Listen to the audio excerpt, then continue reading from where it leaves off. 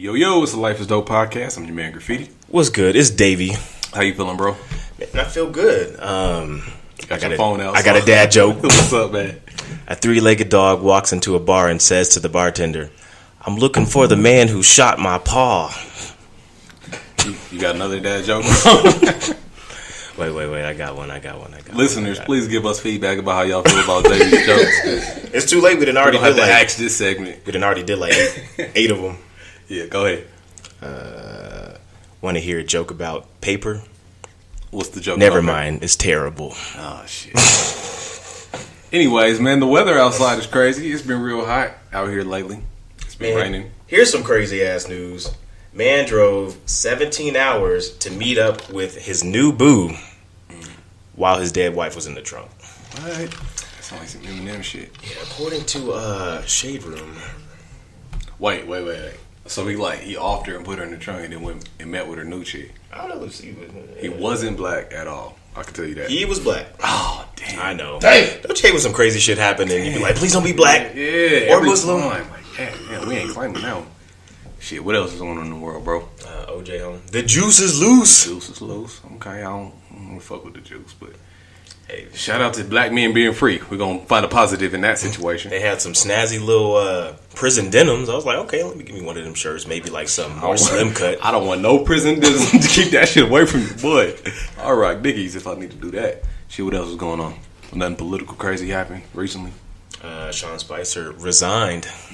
Seen that coming on. So now Sarah Huckabee is the new Sean Spicer. Got quiet like everybody. Fuck about no Sean Spicer. Anyways, hey, I feel bad for Sean Spicer, man. This job was not easy. He had to come out there and every day and act like he ain't know he was about to lie to people. Like, hey, yeah, man. Listen, it was the largest inaugural crowd in history. What trips me out is they still talking about the damn inaugural crowd. Like, man's the president now. We can't do nothing about that shit. You still talking about how big your crowd was. That's some lame shit. Still talking about Hillary and emails and like. But fuck all that. Check this out. Yo. We got a super special guest in the building today. Why fuck all that? Fuck all that. Fuck what you talking about. Fuck all that, man. Fuck all that. I don't fuck with the politics no more, man. The world's fucked up. I'm trumped out. Yeah, we got it. We can't talk about Trump no more. That nigga. Unless he gets impeached, then fuck with Trump. Unless it's like nuclear fallout, I don't even care at this point. Yeah, so fuck what he talking about. Let's talk about this. Hey, special guest in the building. Who's here? OG in the game. Hey, independently killing the scene on the national level and different levels, not just rap. Rack it up. All kind of levels, man. But I'm gonna let him tell y'all. We got Young Doe in the building. Y'all make some noise for Young Doe. Hey. What's happening, man? Oh man, we chilling. How Appreciate you feel, y'all bro? having me here, man. Yeah, no doubt. Hey, first off, we're gonna put out a disclaimer too, man. Shout out to Young Doe. He been sitting here waiting for like 3 weeks. If y'all want to count it, he been here 3 weeks chilling, drinking with us to get on this episode, man. Already got me. You feel me? Yeah, I'm already drinking. And that's might as well keep on. Might as well keep on, man. So you feeling good?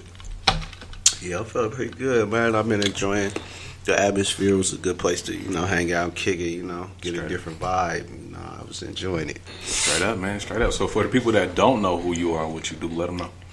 Man, my name is Young Doe, a.k.a. Charles Truth. I wear many hats, you know what I mean?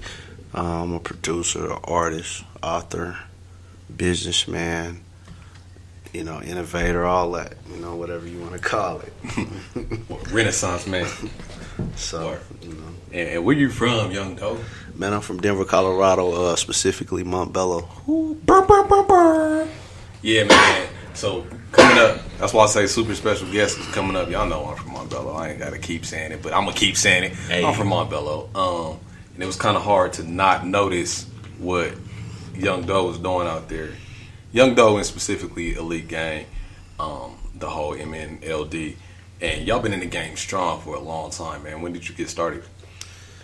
Well, for me, man, I've been just writing raps and shit like that since I was like 9 or 10 years old. And, most of the people that's a part of MNLD, like, we've been friends since that long, since, like, Ike been my nigga since we was 7, 8 years old. Our moms went to church together, all the shit. We used to sneak out the back of the church and go steal from Safeway and all that type of shit. You know what I mean? Now faith, you did. Right. You know what I mean? That's just what it is, you know. So I just been like my first time in the studio, I was like 12 years old. You know what I mean? I just been writing. You know, I started off writing and you know, being on the karaoke's and all the shit. You know what I mean? So that's kind of like how long I've been in it. I'm 37 now. Yeah. So you've been in this shit for a minute. When was the point where you figured out, yo, this rap shit might really be for me? I mean, I just come from an era where, you know, break dancing, beatboxing, and all that shit. I was influenced by that. So it was kind of like everything kind of transitioned. You know, one thing led to another. And I don't know, it was something about me, you know, as a youngster. I was just, I felt like I was a superhero. I used to crawl up the walls, you know what I mean? I used to crawl up the walls, and it was just certain things I felt like I had some type of superpower. Right. You feel me? But as I got older, it made sense. I was like, you know, it was just something in me that felt like it was more to me than just being average.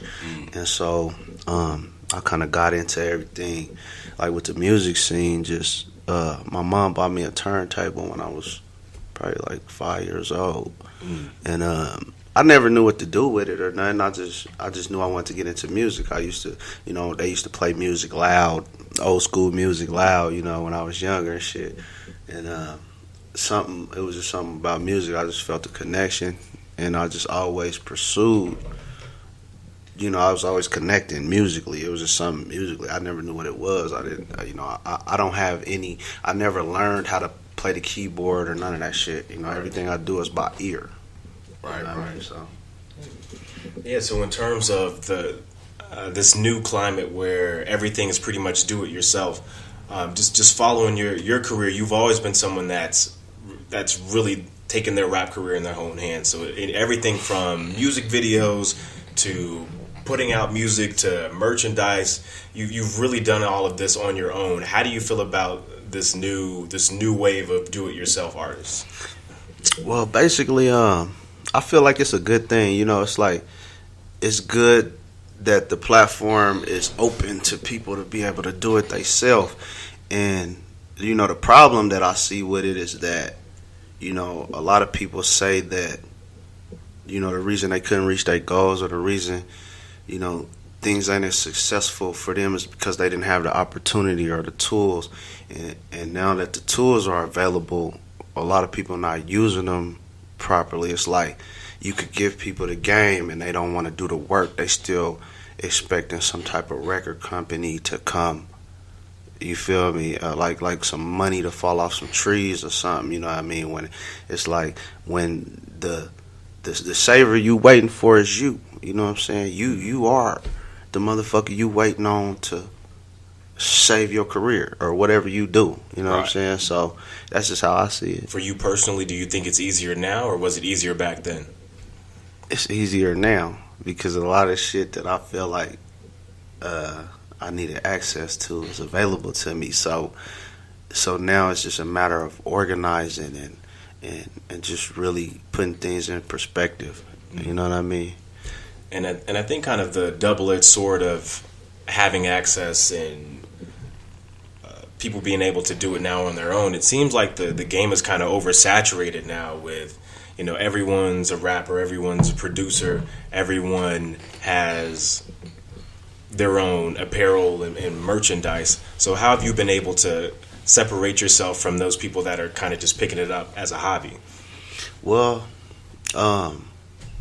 one of the things was, you know, you just got to observe. I've always been like a very observant person. So, you know what I'm saying? It was just all about what my lane is. What's my lane? Who are my fans? Who are the people who, you know what I mean, like what I'm doing and respect what I'm doing and support me.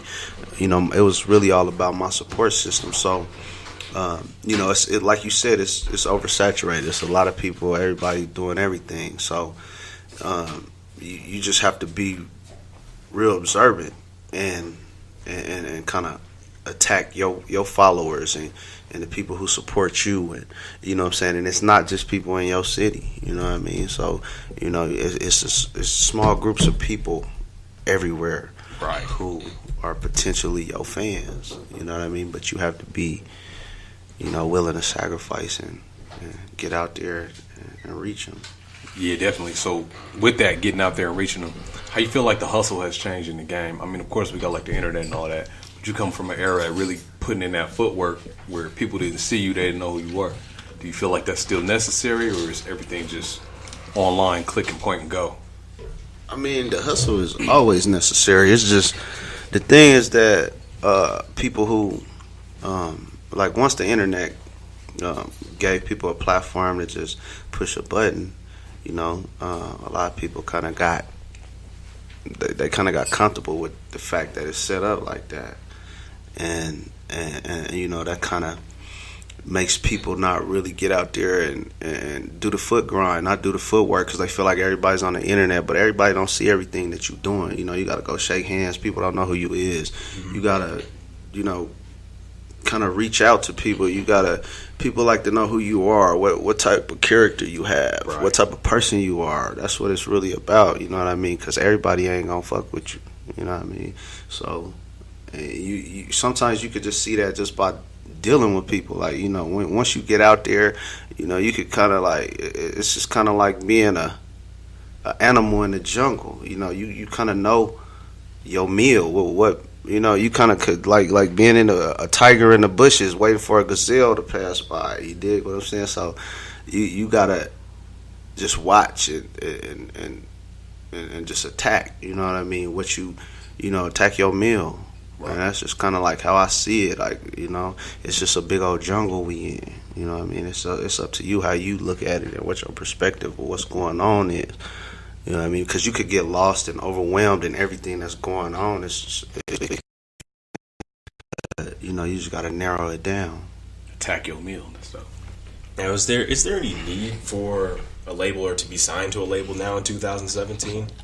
I don't feel like it is. I don't feel like it's a need to be signed to a label. Like, if you could get into a partnership with a label or something like that, you know, I mean, their followers, I mean, the thing is, some of this shit is just, you know, psychological. So, you know, when you think of these labels, people, they look up to this shit. They like, oh, Def Jam, Atlantic, whoever, you know, you name it, it puts you on a bigger platform because people are looking up to these are the people who put people on, you know, whatever that means. Right. You know, so if you get into a partnership or something with a bigger label or something like that, you know, it probably could give you access to more people who can potentially be your fans. You know, they have the knowledge of marketing and things like that you might not have. So, you know, it could work out for you. You know, it could work in your favor on that level.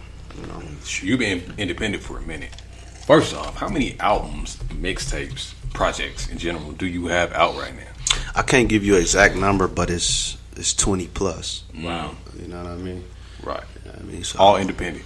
All independent. And, you know, everything I've done has been independent. I had to invest my own dollar. I had to find my own graphic designer. I didn't have no help, you know, right, doing none of that. Right. Shout out to graphic designer. Hey. Shout out to Graffiti. He's done a lot of my graphics. Straight up. Yeah, that guy is cool. But nah, so putting out all that work, man, do you, just as a human, do you ever feel like, damn, I put in a lot of work that goes unnoticed? Because you know, a lot of artists and just creatives in general, and myself too, we kind of get caught up in them zones where it's like, damn, I'm putting this work in, but I'm not getting the recognition I deserve. So when names is mentioned and people not mentioning Young Doe, like, you feel some type of way, or you just brush that off? I mean, naturally, like you said, as a human, you think that, you know, you like, you know, a lot of shit goes unnoticed, and but that's just a perspective and an opinion or whatever you want to call it, because, you know, on the flip side of that, outside of social media, you know what I'm saying, you always run into random people who tell you, you know, how your music inspired them, or how they've been listening to you since they was 12 years old and shit like that, things that you never knew. So you always got to keep that shit in mind, when you thinking like that, you know what I mean, you can't get caught up in just thinking like, oh, motherfuckers ain't fucking with me and motherfuckers ain't showing me, you know, the paying the homage that they should be paying, because, you know, that'll become your thought process when that's not really the reality of it, because everybody ain't on the internet speaking on what's going on. You know, there's some people who don't even fuck with the internet. You know, it's a lot of niggas who fuck with my music. They don't give a fuck about no internet, nigga. Right, yeah. Nigga, pull up on me and give me a CD, nigga. I'm gonna play that shit till it, you know what I mean? Yeah, right. So like, I hear this and I know this and I take this shit into consideration. You know what I mean? And so that's part of what helps me know what I gotta do. Right. You know what I mean, I gotta get out there. Can't nobody stop me. Like, it's in my blood now. Like, you know what I mean? Yeah. And that's just what it is. And you could get caught up in the social media or, you know, or whatever, you know, gatherings with your friends or whatever, talking about who ain't supporting you and who is, or what should be and what shouldn't be, you know what I mean? But, you know, that's just gonna kind of fuck up your journey and your direction and how your fans perceive you. And, you know, they don't really want to fuck with no crying ass motherfucker, you know, that's crying real, about man. this shit. Stop crying all the damn time, everybody. You feel me? They looking at you as, they want you to be great. Yeah. They supporting you. You feel what I'm saying? So that's not greatness. You know what I mean? Yeah. In my perspective, I might be wrong to some people, but Nah, you accurate. that's how I see it. You know what I mean? So as a veteran artist, how do you feel about the younger artists? Because we see in hip hop, or we see what's happening in hip hop right now. Like, there seems to be really a division between, you know, a lot of the more established artists and some of the newer, New niggas. yeah, even mumble rappers, if you will. Yeah. So how do you feel about the newer artists? I mean, I feel like, you know, everybody creates their own lane. You know what I mean? Because you can't knock the newer generation, because I was the newer generation at one point. You know what I mean? I might not have had access to all the tools that I needed. You know what I mean? But, you know, it's kind of like when you growing up and your parents don't understand what you and your friends is doing. They don't understand y'all language or how y'all get down. And, you know what I'm saying? Just like you didn't really understand how they get down. You know what I mean? But, you know, they used to do some of the same shit you did, but they did it in a different way, and they talk to each other in different ways. So it's kind of like, I don't knock the newer generation, you know what I'm saying? Because they people is they people. The people who support them, obviously, they feel like they're great. You know what I'm saying? It's like, I don't knock them. I don't gotta fuck with everybody, but I don't fuck with everybody from the old school. Right. You know what I'm saying? Right. So it don't, you know, I just feel like, you know, people just gotta understand, like, nothing's really gonna be handed to you unless, you know, a motherfucker is looking for something out of it. You know what I'm saying? If I invest some money into you, I at least want to return. Like, can I make my money back and something? You know, if you looking for somebody to do something for you, you know what I'm saying? Or you just gonna have to grind it out yourself. You have to put your own money into it. You know what I mean? Or you know, somebody who believe in you and fuck with you on whatever level y'all fuck around on. Yes, straight up grinding out yourself, man. That's definitely something you do. And as a man of many hats, do you feel like growing up in that street atmosphere kind of helped sharpen your overall business hustle? I mean, yeah, it did. You know what I mean? It really did, because, you know, I had to do certain things that, you know, from experience, it helped me learn how to deal with people, knowing what to expect in business. You know what I'm saying? And it kind of molded me. You know what I mean? Because you had to work for everything. You know what I'm saying? You had to go out and get it. I don't care if you was on a bike, if you had to hop a fence, you had to catch the 15 to the mall to meet somebody. You can send a text message or an inbox. You know what I'm saying? So, you know, it's just like my life has always been a grind. And so that's part of me. You know what I mean? That's all I know. And can't nothing change that. You know what I mean? So. And you know, a question that we had for Midas one time, and I think you kind of fall in that same category. Like, artists really don't beef with you. How are you able to steer clear of all that, you know, that negative controversy and negative energy? Because I pull up on these niggas. No. I mean, the thing is that, you know, it's all about what you choose to entertain. You know what I mean? So, if you known to be a complaining ass nigga, then motherfuckers gon' identify you as being a complaining ass nigga. Like, I don't entertain certain shit. so motherfuckers know I ain't gonna entertain it. So obviously they ain't gonna get the satisfaction that they was reaching for out of that shit. Cause it's certain things I don't care for. You know what I'm saying? It don't mean nothing to me. Right. You know what I mean? So I'm a more up close and personal person. So like, you know, if we got a problem, let's we gonna holler about it.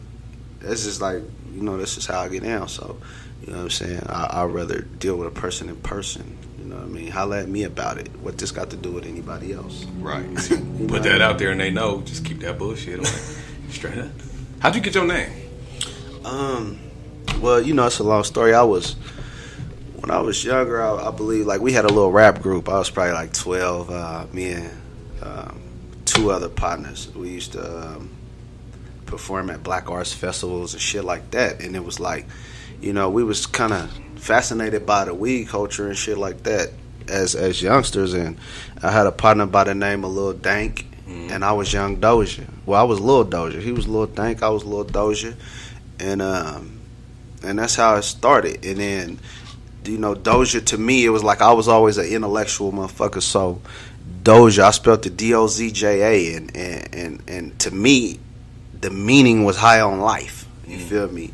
You know what I mean? So, right. But, you know, we kind of like used the weed shit as far as the names and shit. And then just like as time progressed and shit, it's just kind of like, you know how you kind of shorten your name and shit? It's just Doe. Just Doja shit too long. Yeah. You know, I don't know how the fuck it turned from Lil to Young. It ended up being Same Young Doe. You know, there's been so many times where I kind of wanted to even change the shit as I got older. Like, nigga, you ain't young no more. But I'll see. I was about to get to that. I see the Charles Truth moniker starting to pick up a little bit more. People starting to identify you as that a little bit more. Is that because Young Doe ain't young no more? How did that happen? I mean, Charles Truth kind of came as a pseudonym, like, you know what I'm saying? With me educate myself and on what the fuck pseudonym even fucking meant. Right. Right. Like, okay, that's my other name. That's my pen name. That's what the fuck it meant. Right. But what happened was that how Charles Truth came about was, you know, my real name is Charles. Mm-hmm. You know what I mean? And so I was reading up. I was incarcerated. You know what I mean? And I started reading up on a lot of shit. You know, I was going through little transitions in life and shit. And I read up on Sojourner Truth. Mm-hmm. And, you know, like as a person, just a human being, you kind of, you know yourself and your potential, and that's part of what creates a lot of issues, is that you know your potential and you feel like everybody else is supposed to too. But you know what I'm saying, I say that to say I read up on Sojourner Truth and the things she was about and how she traveled and she fought for you know, civilization and you know, just human rights and black people and shit like that. Right. And in that same manner, I felt like, you know, I was a person, I knew my potential, nigga. I'm gonna be traveling, I'm gonna be, you know, fighting for the rights of these independent artists. And you know what I'm saying, we was already held back. You know, Denver's not really a hub for music. It's, you know what I mean, I feel like we always been talented, but there's really no light shined on this shit. And so that's kind of really how Charles Truth came about, like as a pen name. And then kind of like a story came with that shit. So it was kind of like I ended up, it caused me to, like, once I read about her, it triggered me to reflect on my own life. Right. You know what I'm saying? Which caused me to start writing a book. Good segue. Welcome to the maze. You dig? Hey. So I started writing a book that was loosely based on my life. And, you know, just so I could reflect, because I just, you know, I went through, I had an epiphany, and I just went through some shit to where I just wanted to reflect on my life and see where it takes me from there. You know what I'm saying? Just for growth. You know what I'm saying? Just within myself, because I'm always been a person that, you know, I'm all about growth. I want to grow. How could I grow? But I don't want to do it in the ways that people feel like I should. Mm-hmm. I want to do it in ways I'm comfortable. You know what I mean? Regardless of what people think, because, you know, I only got one life to live. I can't let nobody dictate this shit. You know what I'm saying? Can't let nobody dictate it. Man, so welcome to the maze. Let's talk a little bit more about it. Did you write it while incarcerated or after you got out? No, I wrote it while I was incarcerated. Okay. So it take a lot of time to write a book. And, I wrote it while I was incarcerated. It was, it was very strategic because, when you locked up, you get to the point to where it's this thing called short timers. You know what I'm saying? You about to get out and you just like, your mind is everywhere. You just, you ain't really, it's kind of like you're on Ritalin or something, or you need Ritalin, you know what I'm saying, or whatever. So you kind of all over the place. You can't really focus on certain things. So I just like, I put myself on a time frame to where I had to, get to a certain point. I had to complete it. I had to complete it by a certain month or time frame that I wanted to get it done. So I wrote that while I was in there, and I kind of knew, already had it planned. Like when I get out, I'm gonna put this shit out. You know what I'm saying? And that's kind of how that came about. So why the title "Welcome to the Maze"? Welcome to the Maze. Basically, the Maze is basically Montbello, where I'm from, and how that came about was basically a lot of people, when I was growing up, a lot of people that wasn't from Montbello always they couldn't find, like, damn, what the fuck you got this shit like a maze? I'm going around hella corners. So it's like the people who I knew kind of created that title. The people who I knew was outside of Montbello coming to visit us or slide through Montbello, it's like a maze. So it's like, welcome to the maze. You know what I mean? Damn, why y'all got so many blocks and why so many ditches around this? Yeah, you familiar with it? Yeah. All right, man. Do you see any more books coming in the future? Yeah, actually I do. I got a book that I'm looking for it to drop. It's called The Carlo Crimson Story. So basically, welcome to the maze. It was a learning experience. I feel like people who, like a lot of people who wrote urban books like Terry Woods and a lot of Triple Crown publishing authors inspired me, and I learned from them, from reading their books. That's how I learned. I read their books, and I kind of studied like how many chapters, how many pages is in a chapter, what's their writing format, like, you know what I mean? Right. And then also I kind of studied literary terms on my own. Like I had nobody to guide me through this shit or teach me not one motherfucking thing about this shit. And so I just on my own, I start studying literary terms and what certain shit meant, and it helped me write. But that was all along the process of writing that book, because I kind of just wrote that shit from my heart. Yeah. And then along the way, I was learning things, and I learned so much to where I started. Once I got done with that, I had like this certain format down. So I started getting into writing the Carlo Crimson Story. You know what I'm saying? I kind of wanted a more, something more substance, like really like a story that some shit I made up and really envisioned. You know what I'm saying? And got deep with it. So do you think it just came from the passion for education for you personally? Because that could have easily just been an album, but you decided to make a book, and we know like it's not the most popular thing for young black men to be reading books. It's a strong statement to write a book instead of an album. So do you feel like it's just something mentally, like, this is more of a book than the music? You saying as far as Welcome to the Maze, or just in general, like like you could think of something like you said Carlo Crimson. Yeah, the Carlo Crimson. Yeah, story. So like instead of a book, that could easily be lyrics to an album. Yeah, it could have. But I'm saying, like, what's the motivating factor? Be like, you know what, I'm gonna make this a book. Is it gonna translate better, or just how's your mental process with that? Well, it was really, I felt like it was just something. It was something I wanted to do. It was something I was passionate. It wasn't really about music. Because like I'm really beyond music. You feel what I'm saying? Like it's more to me. So I just like a lot of us. Like I always wanted to write a book. Right. So it was about this fire that was inside of me that I wanted to light some shit on fire in a different way. And so it's like I feel like it's this potential, and I wanted to tell some stories. You know what I'm saying? Right. And so it wasn't really about music or whether, but I do probably want to put a soundtrack to the next one. I wanted to put one to that one, but it wasn't enough time to make it happen. So what do you think that people often misunderstand about Young Doe?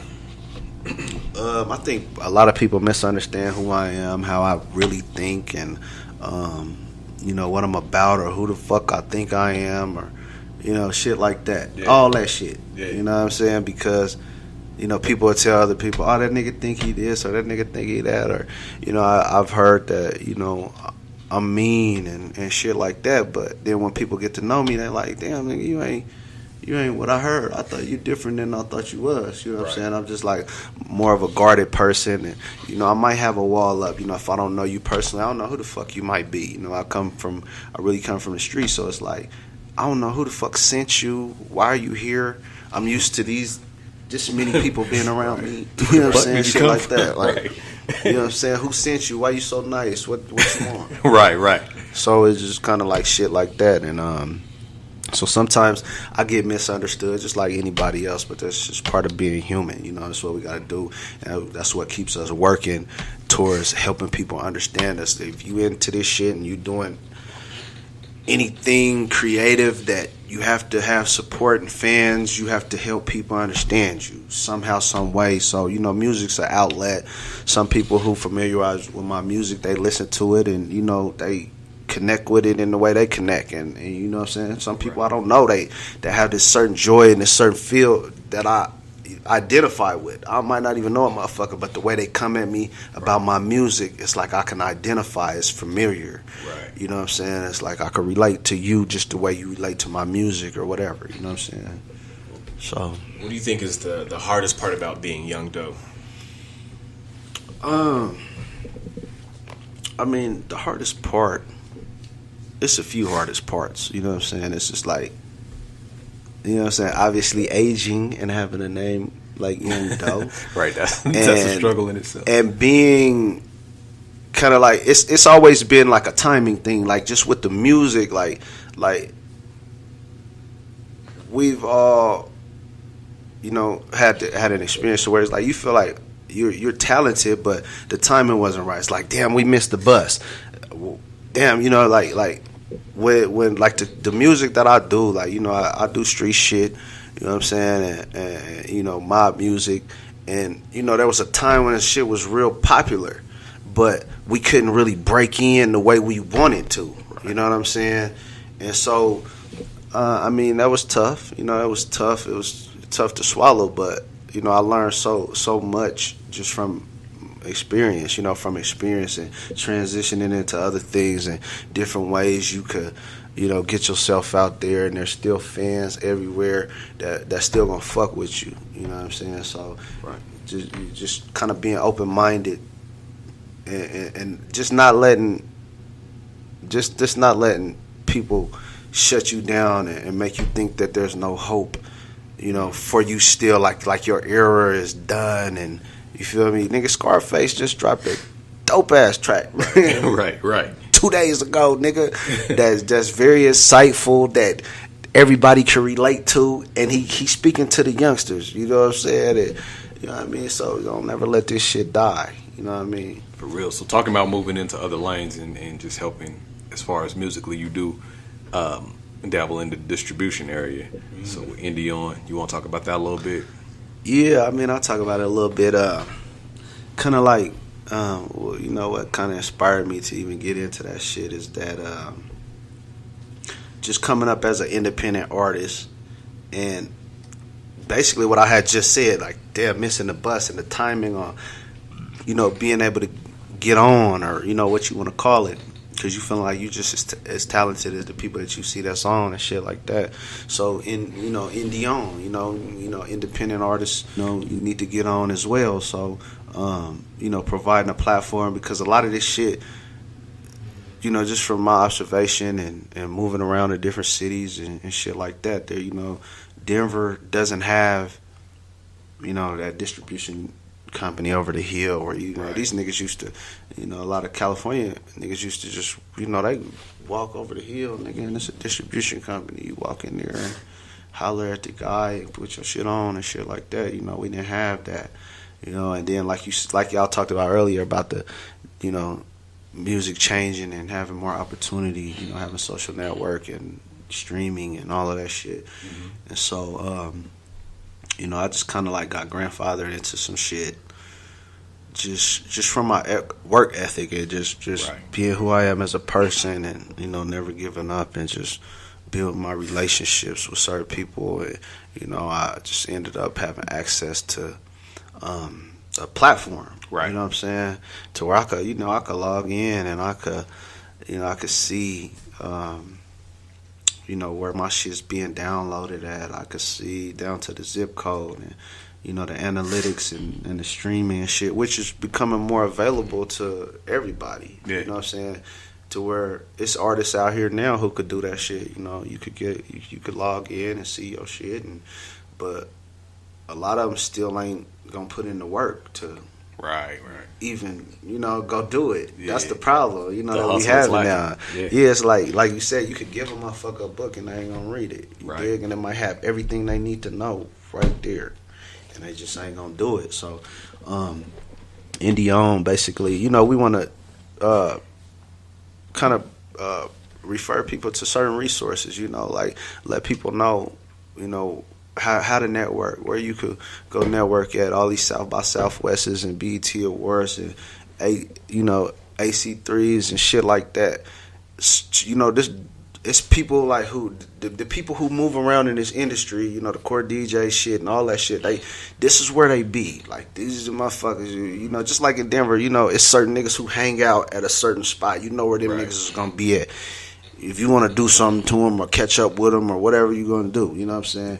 And that's do something to them, not with them, nigga. Do something to them. Or whatever, you dig what I'm saying? So, the same way that operates on a local level, there's a national level where things operate just like that. You know what I'm saying? Like with the music scene, you could, you just got to tune in. Right. You feel me? You can't tune in locally, tune in nationally, nigga. You like, where's niggas at? Where do niggas be? It's certain events that happen annually, and this happens every year. So if you're not picking up on that yet, and maybe this shit ain't for you. So it's like, but I say that to say, it's like that's all you got to do. Go network, go meet people, go, tune in and shake some hands and get your music out there and. You know what I'm saying? And a vibe, learn something new. You get some new markets. You might meet somebody that's in a market that might be a market for your music, and you start tapping in, flying out there. Fooling with such and such and whoever they might be. And so, that's really the game. Like that's really what it's about. It's not about trying to take over the world or take over your city. You know what I mean? It ain't really about that to me. It's about tapping in where you're supposed to be. Right. You know what I'm saying? It's kind of like this shit's a gamble. The music game is a gamble. It's like rolling the dice. You never know what you're gonna get. You might expect something. You expect to hit a 7 on your first roll, but you might get a 5. So then you gotta hope to hit a 5 again. Right. You dig? So that's just how this shit is. And now, is there anything that you would go back and change within your career, or do you feel like everything that you've gone through has really made you who you are today? I mean, I gotta go with that because I'm more of like a realistic reality person. So like whatever I went through and that led to me being who I am, and whatever impact I do have, because sometimes I don't even realize the impact I might have on people or how much certain people might pay attention to what I'm doing or how they perceive it. You know what I mean? So I'm comfortable with whatever experiences I've had that led me to be who I am. Like, I could say I could have changed this or changed that, but I'd rather deal with the reality aspect of it because I'm happy that, I sacrifice, I strive, I'm always looking to grow, you know what I'm saying, and learn something new, or, I'm happy that technology is what it is, you know what I'm saying, because it let the world know that, these opportunities ain't just available for the people who was holding them hostage from everybody else who was talented enough to have access to it too. Real. So now that you can have access to this shit, who gonna work? Who gonna put the work in? You feel what I'm saying? If it wasn't for technology, we wouldn't be sitting here together right now. You dig? And I always see you working. How do you like unwind? Like, what do you do just for fun? Nothing. I don't have fun. Hey man, I wish I could say. I don't know. I just try to. I don't know. I just try to balance it all out, man. I try to have fun with work because I strongly believe in. It's not enough time in the motherfucking day to even do what I need to get done, and I'm already behind, and I already got 3 strikes against me. You know what I'm saying? Or whatever you want to call it. Right. You know what I'm saying? We ain't where we supposed to be already. Right. You know what I'm saying? So, I mean, like, I have things that I enjoy, but I can't say that I'm more random. You know, I'm like a random motherfucker. Like, yeah, but, you know, I find peace in water and beaches and shit like that. But, you know. Just working. Yeah, I mean, life, that's what life is, man. Like, life is work. You know what I'm saying?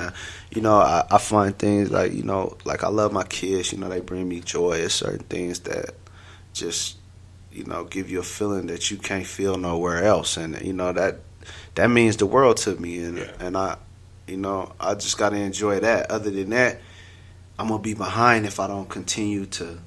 You know, your mind is always going. Your mind don't stop working. So you're never going to be able to work as hard as your mind and your heart. So you might as well do as much as you can. You feel me? While they doing all that for you. Yeah, man. I feel you 100%. So with all that being said, what's next for Young Doe? I mean, I'm just constantly trying to find ways to transition into, you know, I can't rap forever, you know what I'm saying? And it's like you said, indie on. We trying to build indie on and take it to a whole nother level. And, you know, just, you know, so different artists can have access to, you know, distributing their music and music videos and kind of understanding the streaming and how that shit works. And I'm just more into that shit. You know, it's a lot of things that I caught on too late in the game, you know, to where, you know, just even with like publishing shit and, you know, having ASCAP and shit like that and really registering your music and reporting when you perform and shit like that. You know, they have a platform, you know, for that shit where you get paid and shit, you know, reporting where you was at and all that shit. Because these venues and shit, you know, are supposed to have licenses to play your music. Right. And so, like, that's part of the reason why I feel like I can never start working, because it's like, you have to be on shit like this. Ain't nobody gonna do it. Ain't nobody else gonna do it. So if you know this shit, you know, you gotta go hold these venues accountable or ask, and, you know, y'all licensed through ASCAP to play. I don't give a fuck. If the DJ just played your shit, you know, you could get paid. I don't give a fuck if it's 0.8% or 0.8 cent or whatever the fuck it is. Give me all mine. Let's collect it all. Let's make it make sense, because the shit never made sense to me before. So let me make it make sense. You know what I'm saying? So, you know, all that's next for me, because I want to learn all that. So when a motherfucker have a conversation with me, I could tell them what I know. Right. You know Put them on game. You know, so. Okay. Aside from entertainment and all that, I got a question I want to ask you real quick. You came up in a different era, obviously. And nowadays, it seems like just in the community and in the city and just worldwide, there's a lot of young cats out just doing dumb shit. And granted, when we young, we do dumb shit. But I feel like, personally, there's like a lack of leadership. You know what I mean? Like, before, I know growing up, it was like, all right, I'm going to do this way because I got like the older homies kind of guiding me, and I'm seeing how they doing it. And it was more like an OG type situation. Nowadays, people just running rampant out here. Yeah. How you feel about that? Well, I mean, when I put that shit in perspective, I see that, like you say, it's like rappers popping up everywhere. It's like all kind of shit happening like that. And just like with people in the community, it's so overwhelming. It's like it's damn near impossible to get everybody to like each other, or everybody to have this unity and all that shit. It's damn near unrealistic to me. That's just my own perspective. So I feel like my role and how you know, the role I play in the shit is, I'm more of a personal person. You feel me? I'm more like, I'd rather have a personal conversation with people who I can connect with and get the game to. I can't chase down motherfuckers who it might go through one ear and out the other. Even if it does on a personal level, I can only do what I could do. You know, a lot of this shit starts with the person you are, and it starts with your household. You know what I'm saying? And so, you know, I can't save the world. You know what I'm saying? But I'm always open to, you know, the people who are around me or who I can have a personal conversation, even if I don't know you. You know what I'm saying? Yeah. It might be some type of vibe that bring us together to have some type of chemistry to conversate and communicate on that level. You know what I'm saying? So, you know, that's just how I see that. Real shit, man. So, yo, one piece of advice, knowledge, love, whatever, that you would leave with the world, what would that be? Man, sacrifice, don't give up, believe in yourself, and fuck what everybody else think.